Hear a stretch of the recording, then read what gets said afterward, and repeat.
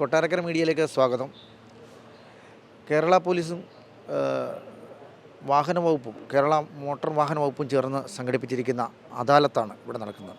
Traffic നിയമങ്ങൾ ലംഘിച്ച് വാഹനങ്ങൾ ഓടിച്ചവർക്ക് എതിരെ ഉള്ള നിയമ നടപടികൾ അല്ലെങ്കിൽ പെറ്റി അല്ലെങ്കിൽ അത് അടയ്ക്കാനുള്ള അവസരം ഇവിടെ ഒരുക്കിയിരിക്കുകയാണ്. കൊട്ടാരക്കര SP ഓഫീസിലാണ് ഈ മെഗാ അദാലത്ത് നടക്കുന്നത്.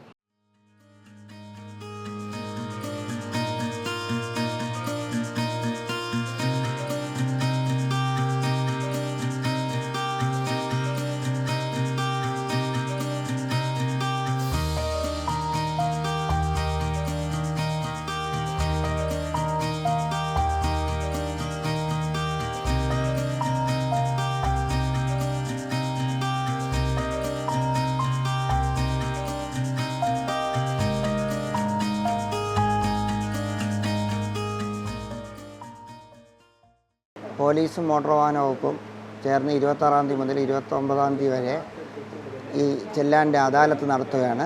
ഈ സമയത്ത് നിങ്ങളുടെ കോടതിയിലോട്ട് പോയിരിക്കുന്ന ചെല്ലാൻ, അത് റെഗുലർ കോടതിയിലോട്ട് പോയത് ഞങ്ങൾ ഇവിടെ റിവർട്ട് ചെയ്ത് അടയ്ക്കാനുള്ളൊരു സംവിധാനം ഒരുക്കിയിട്ടുണ്ട്.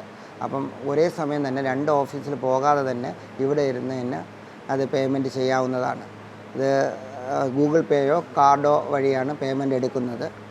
ബാക്കി അതുമായിട്ട് ബന്ധപ്പെട്ട എന്ത് ഡൗട്ട് എത്ര ചെല്ലാനുണ്ട് അതെല്ലാം ഇവിടെ അടയ്ക്കാവുന്നതാണ്. പിന്നെ ഇതിൽ പേയ്മെൻറ്റിൽ വേറെ കുറവൊന്നുമില്ല. അതിൽ ചെല്ലാനിൽ എന്താണോ കോടതി പറഞ്ഞിരിക്കുന്നത് ആ എമൗണ്ട് തന്നെയാണ് അടയ്ക്കേണ്ടത്. ഈ അദാലത്തിനെ പറ്റി പോലീസിൻ്റെ ഭാഗത്തുനിന്ന് എന്തൊക്കെയാണ്?